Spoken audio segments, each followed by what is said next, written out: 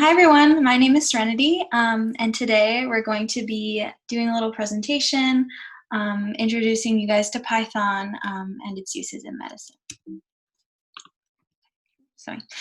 So today we'll cover what programming and what coding is generally, and then specifically we'll go into what exactly Python is, and then I'll introduce you guys to what we'll be using today to code called the Colaboratory notebooks, and then we'll be doing, for the bulk of today's session, a Colab notebook tutorial. And so before we start, I just want to review and ask everybody, maybe think about this, but what exactly do you think a computer is? So we're going to define a computer as anything that can do calculations. So for most people, a computer might look like this, like a laptop or a desktop, whatever you're zooming in from right now. But I want to remind everybody that humans are computers too. And so if we think about the littlest humans, babies, before they're able to speak or have mature language skills, how do we communicate with them? We have to be able to have some common language, whether it's through verbal or nonverbal cues that we use to just communicate with babies. And so similarly, when we go back to our whatever we kind of prototypically think of as a computer, we also need a language to be able to communicate. And so coding is essentially that form of communication or language that we use between us as humans and computers. And so coding, as we define it, is the process of writing instructions to accomplish a specific task on a computer. And so learning to program or learning to code is actually a two-step process. The first step is we have to understand how a computer thinks, and we also have to understand what a computer can and cannot do. So if we take this to the medical setting, right? If you have an issue or you come as a patient to a doctor, you have to be able to understand what exactly the doctor can and can't do for you before you come in with whatever problem or issue that you have. And the second part of learning to program or learning to code is learning a language that you can use to communicate with the computer. And so if we bring that back to our doctor or medical setting example, you and your doctor have to be able to have some sort of common language, whether it's verbal or nonverbal cues, to be able to signal whatever your issue is that you're coming in with. And so today, that language that we're going to learn, or we're going to try and start learning, is Python. So what is Python exactly? Python is an open source, commonly used programming language that has been utilized in many, many different disciplines. But specifically in medicine, Python can be used to scrape data from an ultrasound machine and process it. It's also been able to use, you can also use Python to collect information from electronic medical records. And for those of you who came to our first workshop a couple of weeks ago, Python can also be used to differentiate different types of images to say whether they're diseased or non-diseased.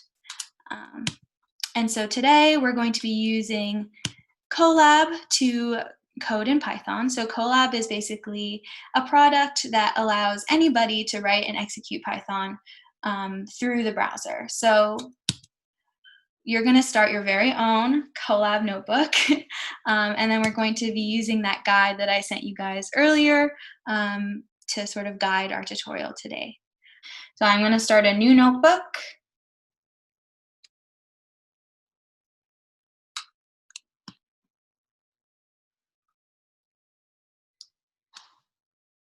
And then here we have it. So this is our first Colab notebook.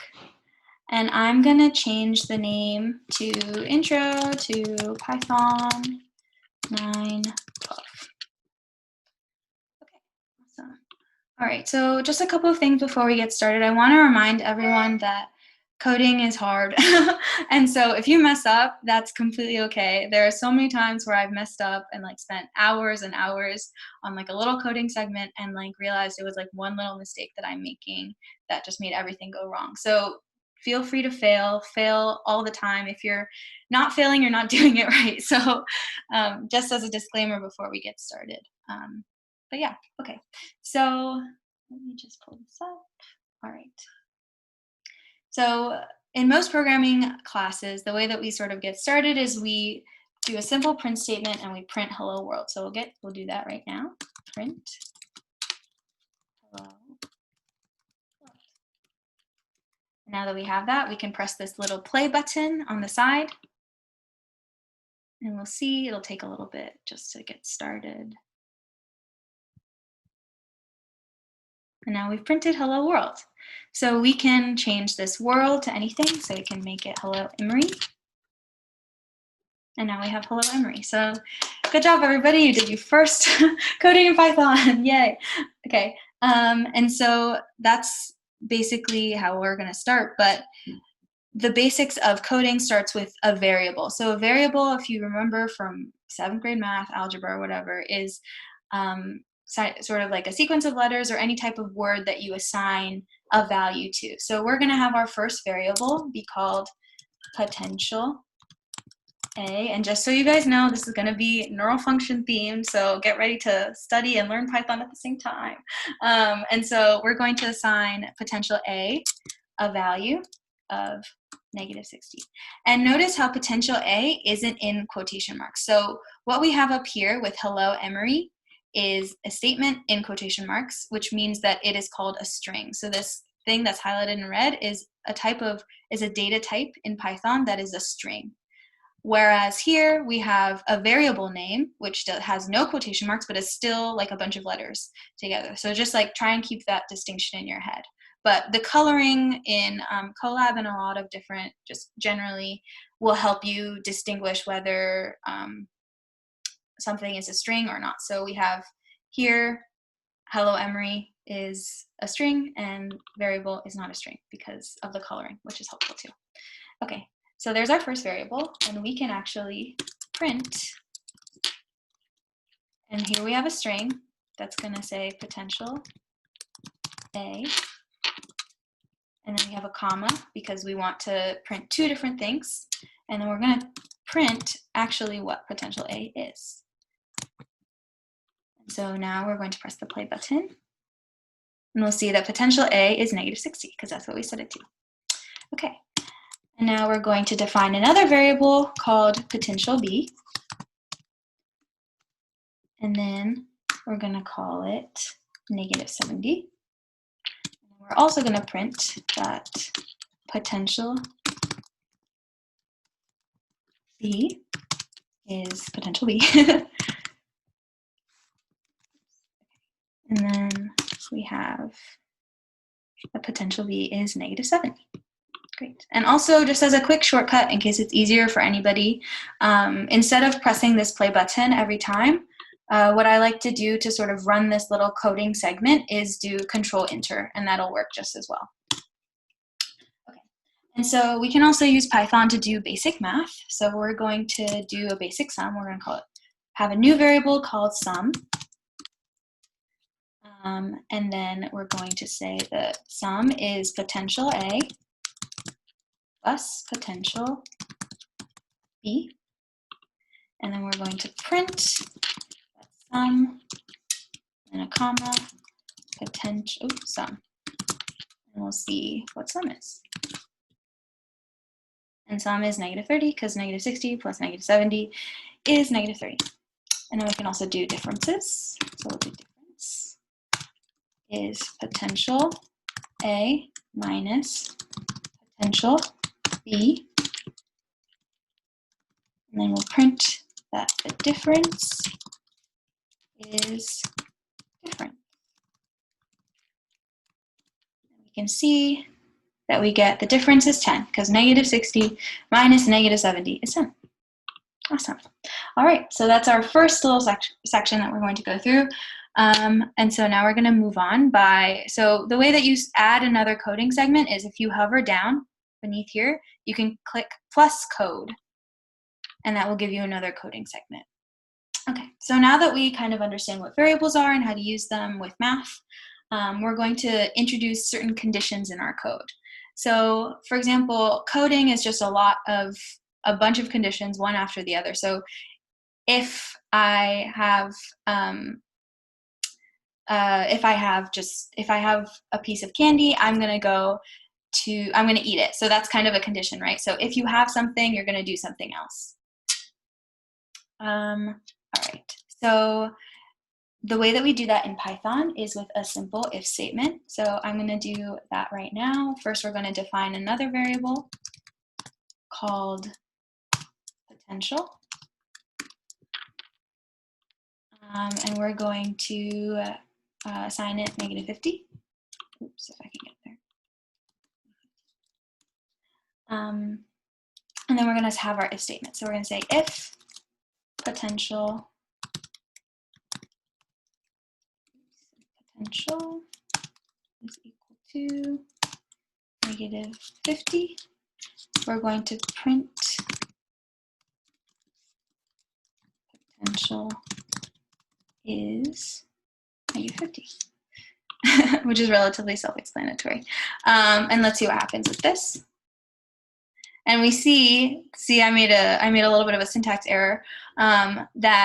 So we see that there's something wrong. So this is how Colab will tell you that something is wrong with your code. So now we can see that it's pointing me to a specific line, which is this if statement, and it's noticed that I don't have something at the end of here. So what we actually need at the end of every if statement is a colon. So I know that earlier someone was asking about the colons that I used in the string, but because it's between these two quotation marks, this colon doesn't really mean anything in the context of the statement. But here, because we have a colon with an if statement and there's no quotation marks anywhere in this line of code, it actually means something. So we need, for every if statement, we need a quotation mark. I mean, we need a colon just to signal to Python that it's an if statement. So that's our first if statement. And so now I'm going to change this to -70, and let's see what happens. So we print nothing, but if I have it at -50, we'll see that it prints potential is at -50. So I'm going to change this to be a little bit more biologically oriented, and so we're going to change this if statement to say -70. And if people remember, a potential of a transmembrane potential for the cell of -70 indicates that the cell is at rest, or it's at its resting potential. So we'll say that cell is at rest. And so now if we run this again with a potential of -50, this is going to say nothing because the potential is not equal to -70, so the cell is not at rest, and so it won't print this. Okay, but what if we actually want it to print something? So the way that we do that in Python is we add a else statement. So basically we'll have else, and so if this first condition is not satisfied, we skip whatever is under here, and then we go to the else statement and we print whatever is under the else statement. So just to sort of clarify what I mean by under, or like under the else statement, this little tab tells me that whatever is the succeeding lines of code after this if statement, whatever is indented in this specific way is under this specific if statement, and whatever is indented in this specific way is under this specific else statement. Okay, so we're going to print that cell is not at rest because we have a potential of -50, and we'll see what happens.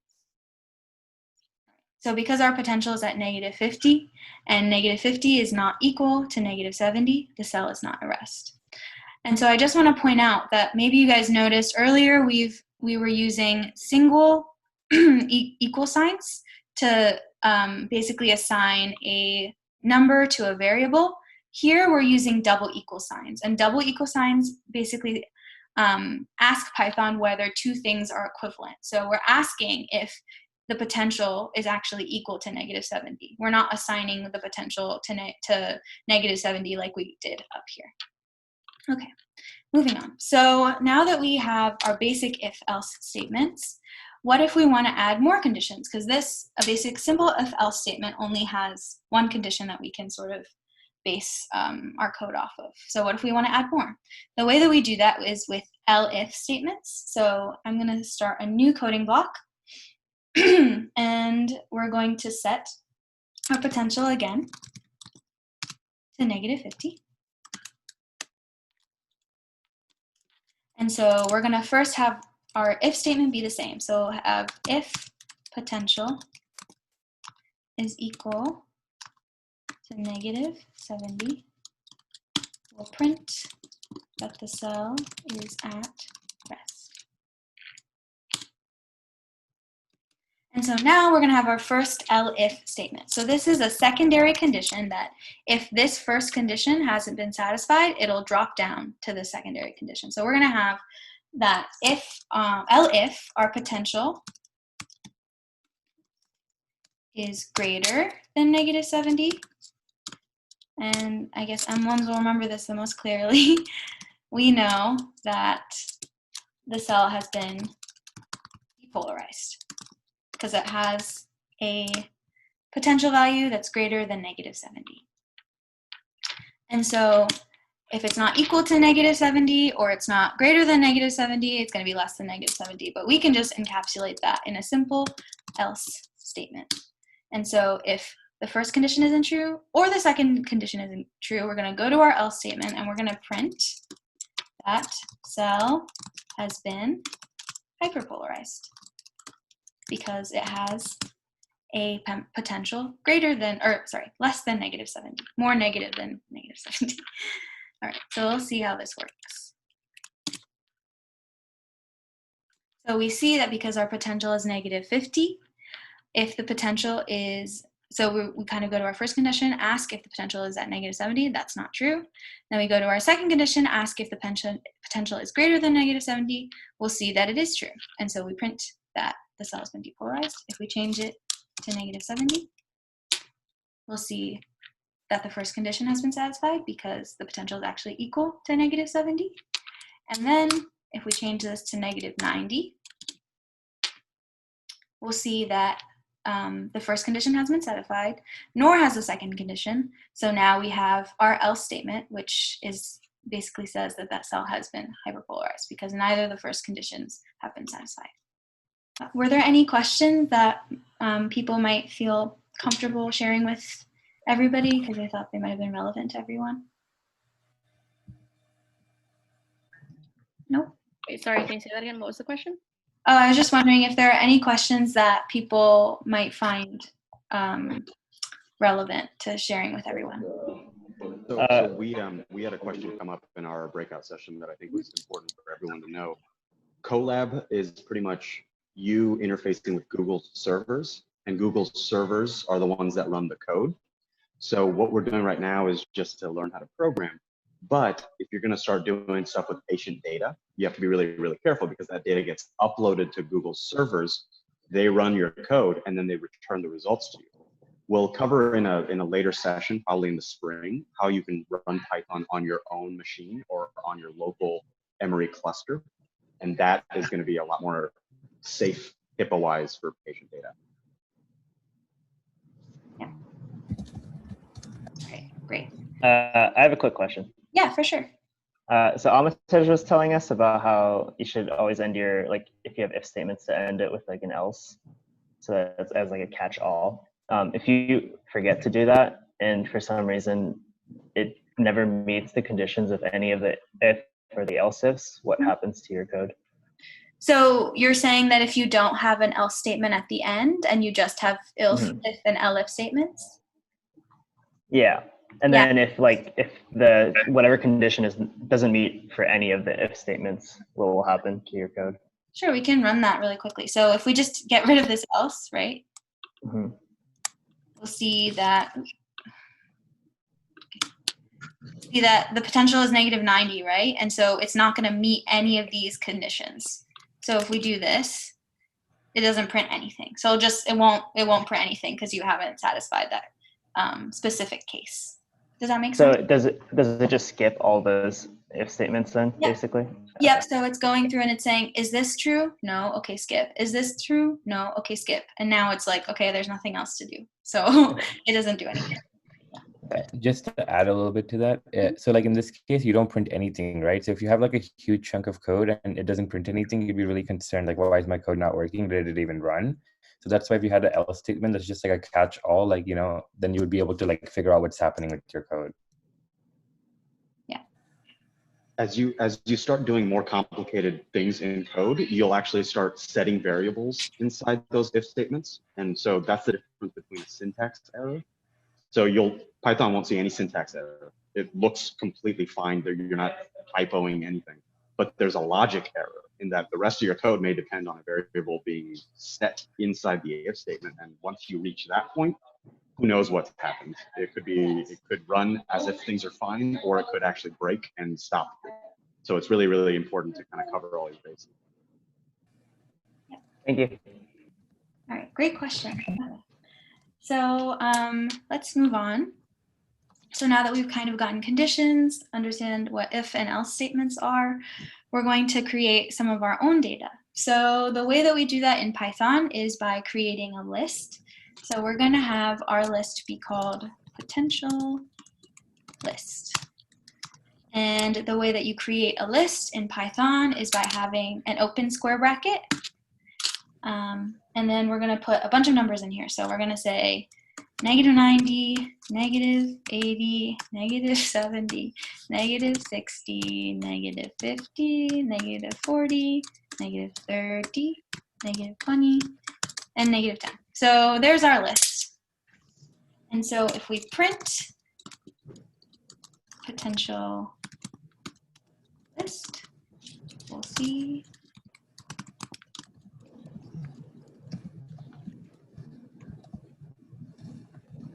that we have our potential list as this list of numbers. But that was kind of a little bit annoying to have to type out, right? So the way that Python gets around dealing with numbers like that is by using other packages of code that people have come up with on their own. So specifically, the little package of code or module that we're going to use is called NumPy. So the way that you import NumPy and all the little code packages that it comes with is by typing import NumPy. And you can either do this or not do this, but basically because I'm lazy and I don't want to type out NumPy every single time I use it, I'm going to call it a little nickname. And so the way that I do that is by saying as NP. So now we can use NP in the place of NumPy whenever we want to use it in subsequent code. And so now I'm going to create the same list, but now since we're using NumPy, it's going to be an array. We're going to call it potential ARR. And we're going to set it equal to NumPy. So we're calling NumPy, and we're going to call a specific function, which we'll talk more about later, but we're going to call a specific function called arange. And so we're going to set the lower limit being -90, like we have here. And we're going to set the upper limit to 0, but that's basically want everything before 0, so not including 0 at all. And then we're going to have the increments between the different numbers that we want to be 10. So if we print this, we'll see that our potential array is the same thing, but it took a lot less effort from us to actually type it out. And so you can come up with a bunch of different arrays with NumPy. And so another array that I'm just going to introduce to you guys is we're going to pick a bunch of numbers we're going to randomly pick a bunch of numbers from a normal distribution. So we're going to call this array random potential array. And we're going to use NumPy, so we're going to do NP for our short form of NumPy. And we're going to get a bunch of random numbers from a normal distribution. And we want our normal distribution to have a mean of -70, have a standard deviation of 40, and we want 10 numbers. So if we print random potential array, and then we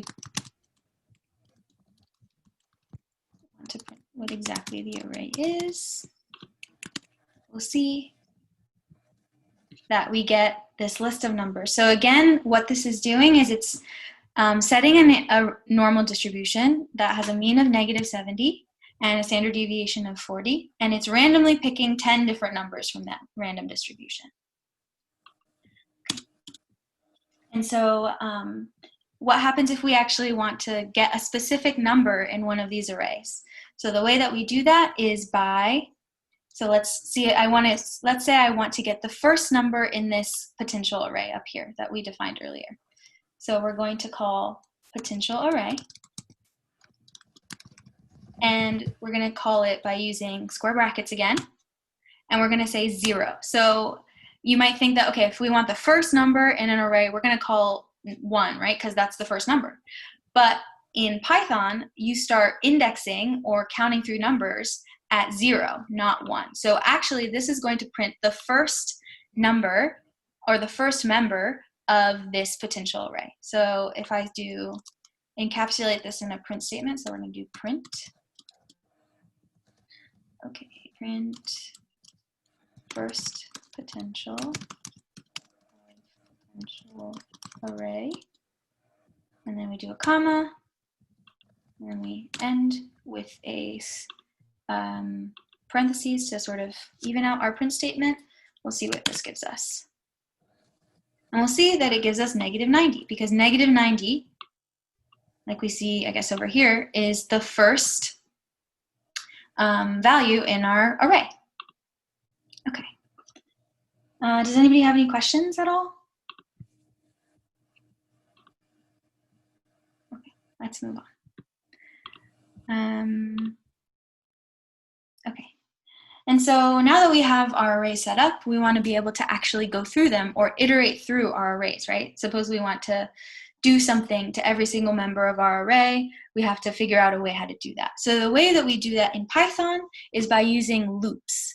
So the loop that we're going to focus on and I'm going to introduce you guys today to is called a for loop. So let's just have an array that so I'm just copying this array from up here, potential array from earlier. So I'm going to copy this.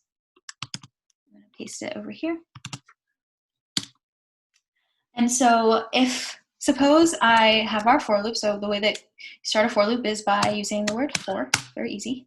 So suppose I want to go through every potential for every potential in our potential array.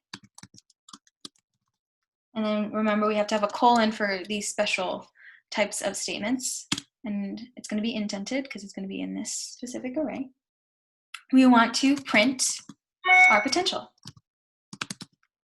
So what this is going to do is it's going to say, okay, start at this for loop. Okay, so for the first potential in this array, I'm going to print that potential. Now that that's done, I'm going to go back to the second potential, print that, and keep on going until you get to the end of the array. So let's see, think about what this is going to happen, run it, and then look at what the output is. So you see it prints every single member of this potential array that we have from earlier. And just to prove that this is exactly what it's doing, and it's not just sort of printing all of it at once, I'm going to say print star here. So basically what's going to happen is now we're going to go through the first iteration for the first potential in our potential array. It's going to print that potential, and then it's going to print a star, and then it's going to go back to the beginning of the for loop. For the second potential, it's going to print the potential, print a star. So think about in your mind what's going to happen when I run this code and what it's going to print. So maybe you guys guessed, but basically it's printing the first potential star, second potential star, third potential star, all throughout the array. And now we just have our output as our array interspersed with a bunch of stars. Okay. And so that's a great way to sort of go through your array in a sequential way for every single member of the array if you want to do something to every single member of your array, right? But what if you want to go through only specific parts of your array, or you want to go through every other member of your array? So the way that we're going to do that is we're going to just copy and paste this so we have it at the beginning of our statement, our potential array, as our example. And so we're going to start a new for loop. And so what we're going to do is we're going to have some variable I, I'm just going to call it I, but you can call it whatever you want, in a specific range. So this, if maybe it makes sense to think about it as kind of similar to this A range up here, but I'll explain what we're doing here exactly. So what we have is we're going to have our range start from 0, end before 10, so not including 10, but before 10, and we're going to have the spaces between the numbers in whatever range this is be 2. So in this specifically, what's going to happen is we're going to have our numbers start at 0, skip 1, go to 2, skip 1, go to 4, skip 1, go to 6, skip 1, go to 8. So we're going to have a list of numbers that's 0, 2, 4, 6, and 8. And so now we're going to print in potential array the ith item, so that we that we have in this specific range. So on the first iteration of this for loop, what's going to happen is for I in this range, so I is going to be 0, because remember the first item in this range that we picked out is 0. It's going to print the 0th item of the potential array, which if we remember from earlier, indexing starts at 0 in Python, so that means that the first item in an array is actually the 0th item. So after we printed that, it's going to go back to the beginning of this for loop and print, and then say, okay, now what's the second item in this range? And that's going to be 2, remember? So now we're going to print the second Pythonic instance of this array, and so that will, to us, is going to be the third item in our specific array, and then it's going to keep going, so it's going to do the 4th item, the 6th item, and the 8th item. So let's see what that prints, and maybe you can guess before you run it to see what happens. And so now we have printed the 0th item in the array, the 2nd, the 4th, the 6th, and the 8th. And yeah, so that's how you basically iterate through an array in a non-exactly sequential way, but in a way that has some sort of order. And so there's also another type of loop that we won't really be discussing in depth here, because just for the sake of time, but basically there's another way to iterate through arrays and iterate through any sort of list that you might have by using something called a while loop. So there are a couple of examples that I've included in the guide that you can look at later. Were there any questions that people came up with that might be useful to broadcast to everyone?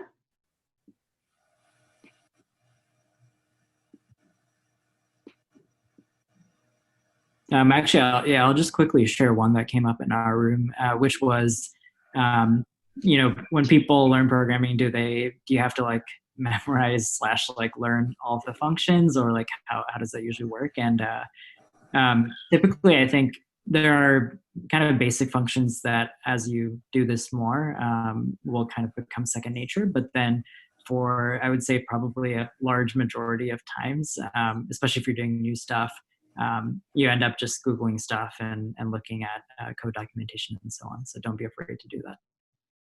Yeah.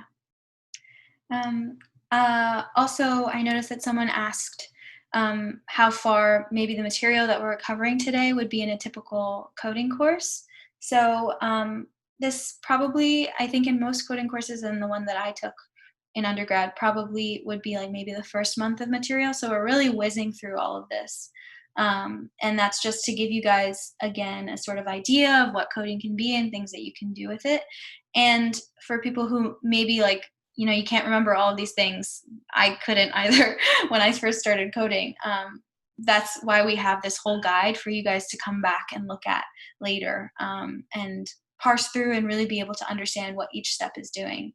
And feel free to email us at any point in time after this session if you have any questions. Okay, so now we're going to move to our last session. And so what we're going to do is we're going to build our very own function. So functions are actually something that we've been using all throughout the session. Most prominently probably is the print function that we've been using a lot. And so now we're going to make our very own. So we are going to want our function to basically what's going to have is going to take two different inputs and basically see whether they have an action potential. So we'll see how that works. But just to quickly define a function takes some input in and then does something with those inputs and then makes it into an output and either prints or returns that output in some sort of way. And so we're going to use our function to take a list of different potential values that we're going to give it. We're going to have our function plot those values, and then we're also going to have our function tell us whether those values elicited an action potential.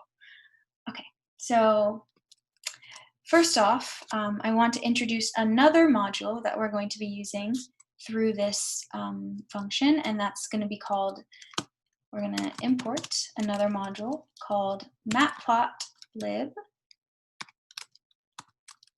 And then a specific subsection of matplotlib called pyplot. And then we are going to call it a nickname again, because I am lazy and don't want to type that whole thing out all the time. So we're going to call it PLT.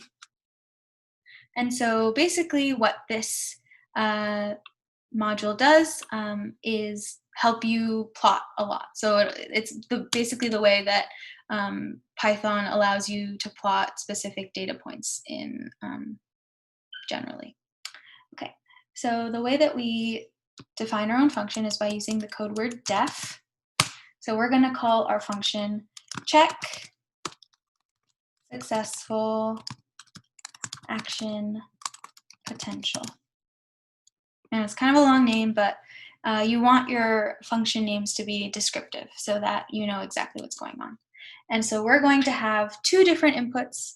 First is going to be just a list of neurons and their corresponding potential values, or basically transmembrane potential values, which we're going to call potential ARR.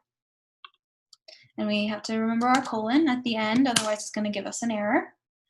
And so first off, we're going to just define a couple of variables that we'll be using later on in the function. So we're going to define our resting potential as -70, our threshold potential as -55. And so first, we're going to check whether each member of this potential array basically elicited an action potential. So if you guys remember, an action potential is elicited when the potential is above the threshold potential, which we've set as -55. So for every, I'm just going to call it for every index in so basically what these two different types of arrays are, this is an array of neurons that are just going to be numbered 1, 2, 3, 4, 5, 6, 7, 8, or whatever you want to number them. And these are going to be their corresponding potential values. So we want to be able to iterate through all of these different neurons, grab their potential values, and see whether they are greater or less than the threshold potential. So we're going to iterate first through all of these values in the neuron array. We're going to have, so for every index in the range from 0 to the size of the neuron array. So for neuron array, and the way that we kind of get the number of values in a neuron array is by calling the array and then calling a size function, so size. So basically what this is doing is it's going to say, okay, if we have 10 values in this neuron array, we're going to have this neuron array size be 10. And so what this range is going to print is going to be a list of numbers that is 0, 1, 2, 3, 4, 5, 6, 7, 8, 9, not including 10, right? Because the second value never includes that specific value. It's always the number right below it. And because it's 1, it's going to be the increment between all those values is going to be 1. And so that's what our for loop is going to iterate through. And so now we're going to say if the potential array index, so basically if the index of the so basically if our index is at 0, starts at 0, so if the first value of the potential array is greater than the threshold potential, we're going to print at the neuron, and we're going to say that the neuron index, because this is just a list of neurons, we're going to, whatever it is, whatever our list of neurons is going to be. So whatever neuron at that specific index had an action potential. So I know that this part is a little confusing to sort of understand. So we're going to just do a quick example to sort of see how this might work. So basically this is our first function. It's been created. So we can run it. And we see that we have an error. And that's because I forgot a comma right here. Because remember, we have this first string, and then we have to have a comma, the second value, comma, third value. So now we have our first function. And so what I'm going to do is create a list of neurons, which is going to be, we're going to use NumPy to do this. So we're going to say NumPy through the range. This is what we used earlier. We're going to start at 1. We're going to stop before 11. And we're going to have the increment between them be 1. So we're going to do 1, 2, 3, 4, 5, 6, 7, 8, 9, 10, because we're stopping before 11. And then we're going to have our potential be that normal sort of array that we used earlier. So np.random.normal. If you want to copy and paste this from earlier or follow along with me typing, that's fine. And then we're going to put these in our function. So if you guys might have noticed, the variables that I'm using here are not the same variables that I used in the context of this function. So you might be asking, well, why are you doing that? How can you do that? Hold on, let me just finish typing this before I explain it. Okay. And so we're going to use neurons, potentials. Okay, so here we're basically calling this function, right? So we've defined it up here, and the way that you call a function or execute a function is just by using this function name and then putting in your two inputs. So you notice that up here I use the words neuron array and potential array for our variables, and I've used them in the context of this specific function, and you can say that's in the context because you see this indent here, and that's basically telling Python that all of this is within the function. But now I have, I'm using completely different variable names. How am I doing that? And the reason is because you don't have to actually have the same names when you're calling a function as when you've defined it up here. So I can actually call these variables whatever I want, put them into the function, and then the function is going to rename them to this specific neuron array or potential array. So let's see. First, I'm gonna also print what these potentials are, just so you guys can see it. So potentials.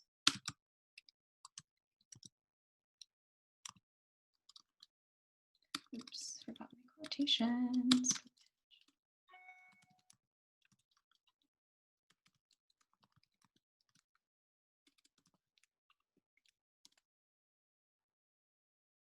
And so we'll see, okay, so let's go through this potential list that we have. So the first member of the list has a potential value of -47, which is greater than -55. So the first neuron 1, had an active potential. I guess I should get rid of that comma.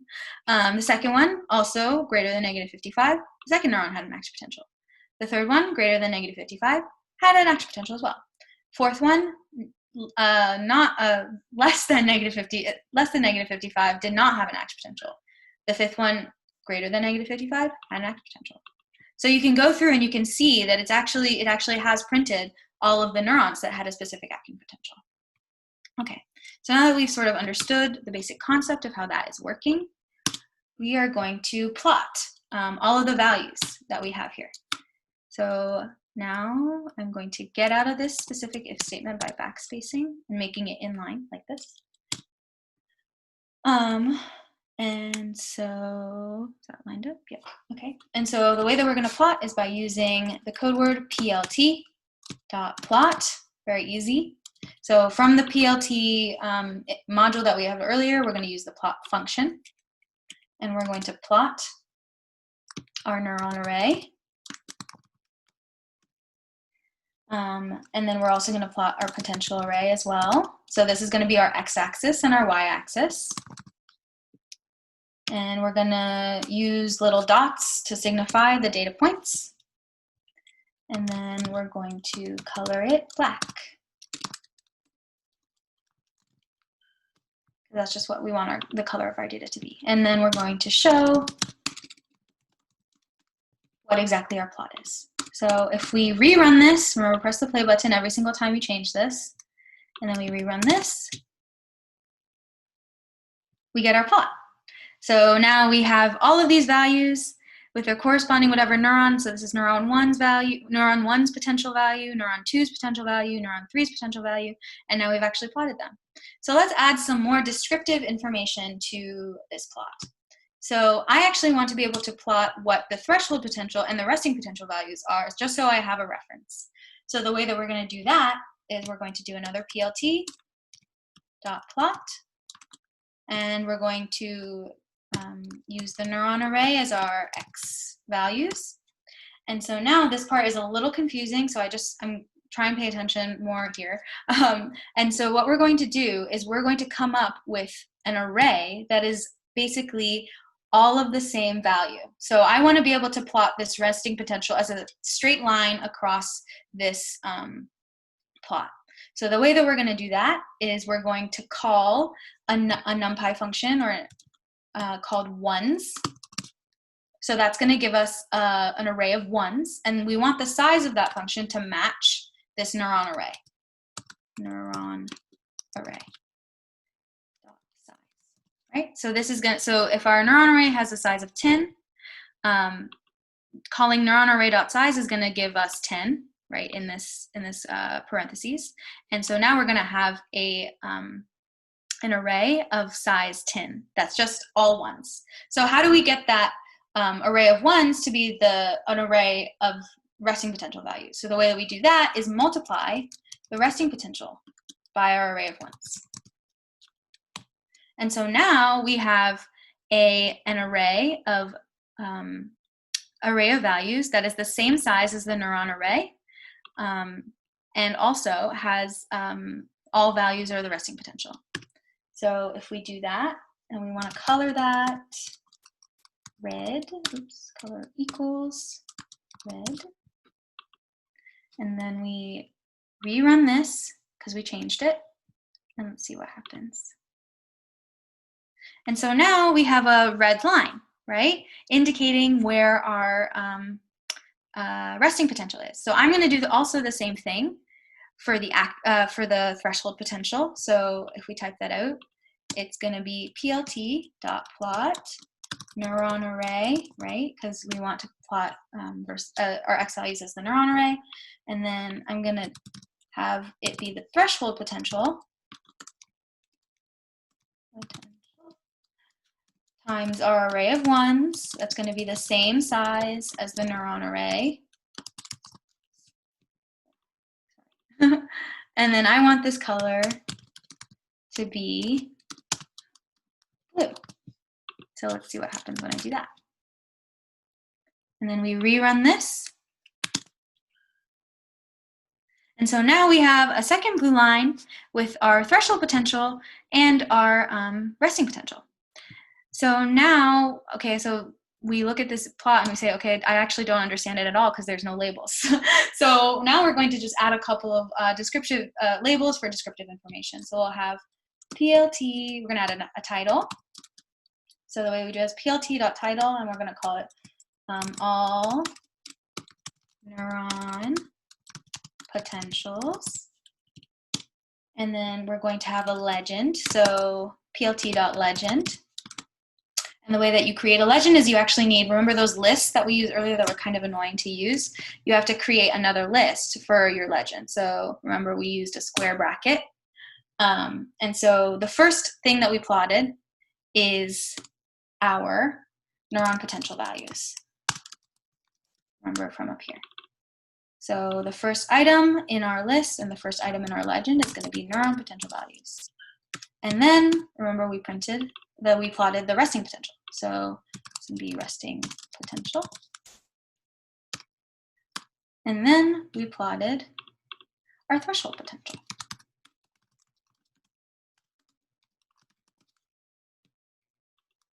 And so now we'll have a legend that'll tell us which is the neuron potential values, which is the resting potential, and which is the threshold potential. And so the last thing that I will include, just because I hate having no axes on my graphs, are axes. So we'll do plt.x label, because that'll give us our x-axis label. And then we're going to call it neurons. And then our plt y label,